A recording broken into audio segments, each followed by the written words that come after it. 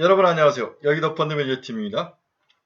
오늘은 개별 종목 두 번째로 동은 아나텍을 한번 알아보도록 하겠습니다.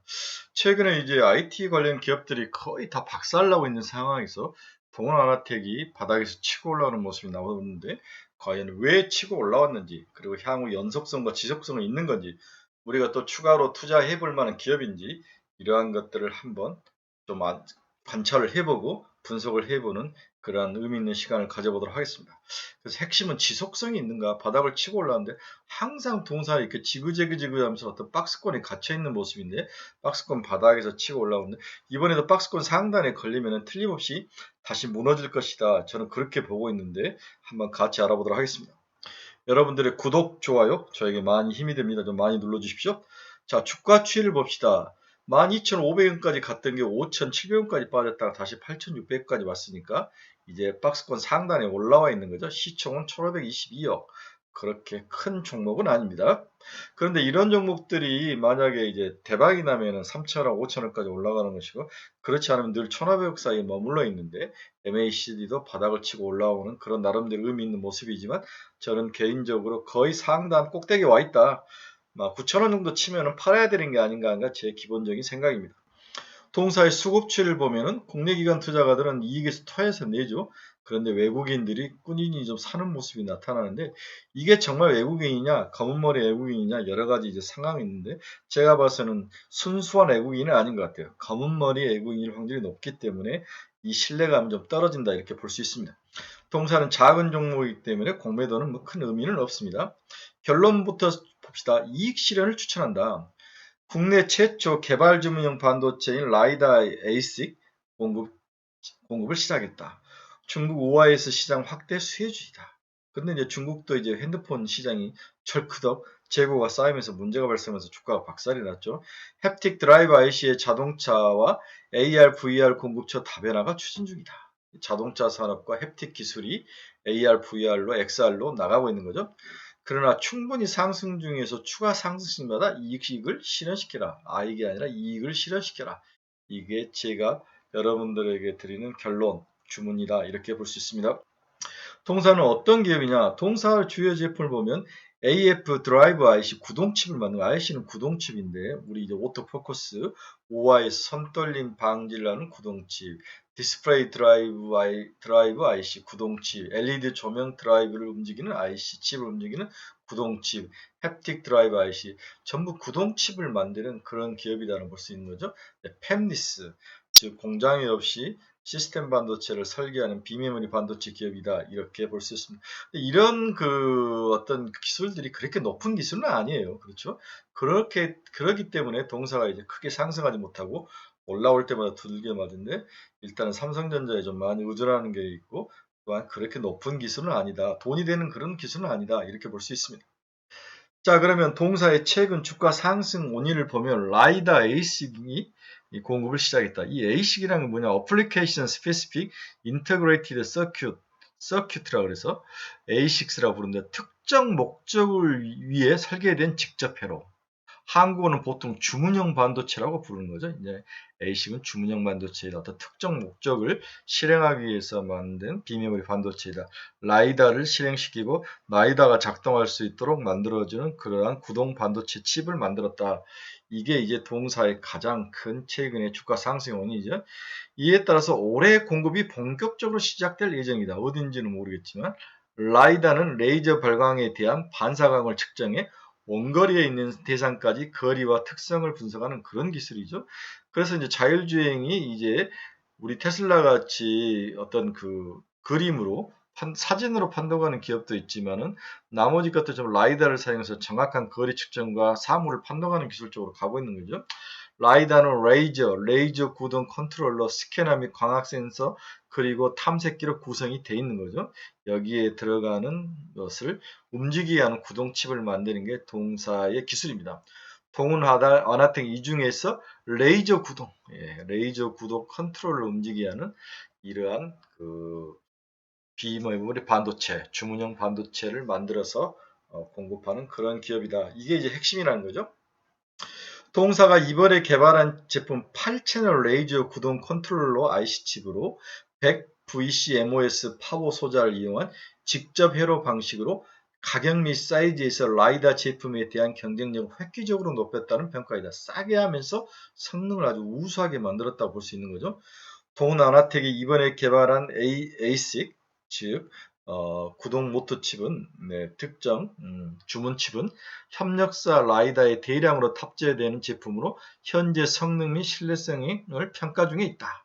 이렇게 볼 수 있습니다. 주문용 반도체가 현재 나름대로 긍정적인 효과를 보고 있는 거죠. 올해 4분기에서는 고객사에게 제품 공급이 가능할 것으로 보인다. 올해 4분기부터 이러한 제품이 구매자에게 공급될 것으로 시장 예상을 하고 있습니다. 이와 더불어 광량을 더 늘릴 수 있고 신뢰성을 높인 차기 버전의 설계 및 제품 개발과 관련해서 고객사와 추가로 논의 중이다. 최근 자율주행 운전기술에 대한 관심과 중요성이 부각되면서 라이다는 레벨 3을 넘어서 운전을 전제로 하는 레벨 4와 5 단계에 대응하고 고속도로와 일반 도로에게 안전하게 자율주행을 하게 해주는 그런 기능을 가진 그러한 중요한 칩이 바로 레이저 구동 컨트롤러 ASIC, 즉 주문형 반도체다 이렇게 볼 수 있습니다. 이걸 동사가 만들어서 제품을 설계를 해서 4월부터 고객에게 이제 납품을 하겠다는 그런 의미죠. 특히 넓은 측정거리에 대한 위치 정보를 바로 3D로 전환하기 때문에 인공지능 상황 판단을 하기 쉽다는 장점이 카메라나 레이더에 대비해서 라이다가 우위에 있습니다. 이 기술은 자율주행 기술 외에도 드론이나 로봇에 널리 사용된 것으로 예측이 가능합니다. 이 부분이 또 핵심 투자 포인트네요. 스프레드, 확장성 이런 것들을 가지고 있다. 이런 기술이다. 반도체 등 첨단 제품 공장 자동화 및 안전사고 탐색 등에도 우월한 성과를 발휘할 수 있는 기술로 평가하고 있다. 좋은 이야기들이 나오고 있습니다. 해외 유명 리서치 업체인 요엘 디벨롭먼트에 따르면 라이다 시장은 향후 2024년 자율주행, ADAS 등을 포함해 약 5조 원을 차지하는 큰 시장으로 성장할 것으로 전망이 되고 있다. 여기에 대해서 동사가 나름대로 이제 판을 깔기 시작했다는 점은 긍정적인데 항상 이런 시장에서 오르다가 이제 9,000원 정도에 올라오면 항상 가격 저항을 받는 거죠. 이번에도 그럴 확률이 높아 보입니다. 동사의 이러한 라이다 구동 칩 컨트롤러 IC 칩을 주문형 반도체를 만들기 전에 동사의 주된 투자 매력 포인트는 OIS 시장의 수혜 확대였죠. 손떨림 방지 구동 칩을 동사가 만들었는데 중국 주요 스마트폰 제조업체의 향 OIS, 옵티컬 이미지 스테빌라이저, 손떨림 보정 기능 드라이브 IC 공급이 2020년에 크게 시작됐으나 지난해 글로벌 AP 부족으로 동사의 실적 성장이 주춤했죠. 이러한 칩을 도움을 줄 수 있는 어플리케이션 칩이 부족했죠. 그러나 올해는 대기 수요 증가와 함께 미중 무역 분쟁 지속에 따른 수혜로 동사의 공급 가능성은 점차 지속될 것으로 예상이 되고 있다. 중국 기업 걸 사지 않고 국내 기업 걸 사는 그러한 수혜도 예상이 되면서 연초에 큰 어떤 1분기에 기대감이 있었으나 실제로 까봤더니 실적은 별로였다는 거죠. 스마트폰 OIS, 손떨림 방지 드라이브 IC 칩 등이 주력인 팹리스 업체인데 동사의 주가는 연점 고치 대비 하락을 하다가 다시 상승한 모습을 보이고 있었죠. 그동안 동사가 이렇게 주가가 잠시 크게 하락했던 이유는 삼성전자의 GOS, 게임 옵티머라이징 서비스 이슈 때문이죠. 중국 스마트폰 시장에 또 수요가 둔화되고 AP 칩 수급 이슈 등이 우려가 불거지면서 동사의 Q에 실적에 큰 타격을 미쳤습니다. 향후 동사의 주요 모멘텀 두 개에 대한 기대는 아직도 유효한데 먼저 삼성전자 A 시리즈형 OIS가 4월부터 순차적으로 출시되면서 일본의 A사와 이원화를 하면서 동사에 유리한 거죠. 21년 대비 약 200억이 추가로 발생할 그런 가능성. 중국 업체인 비보, 샤오미형 OIS는 퀄컴 AP 칩 수급이 이슈가 남아 있어서 아직 이게 실현을 못 되고 있지만 하지만 하반기부터는 조금씩 회복할 가능성. 삼성전자 A 시리즈하고 중국 업체에 대해서 이것이 물량으로 들어가면서 Q가 느는 가능성. 이걸로 이제 기대감을 가졌는데 실제적으로 까봤더니 이것도 이제 침체 상태에 있기 때문에 하반기에 이러한 두 시장이 어떻게 될지 여기에 대한 포커스가 맞춰져야 되겠다. 이게 이제 기본의 동사의 90% 먹고 사는 문제죠.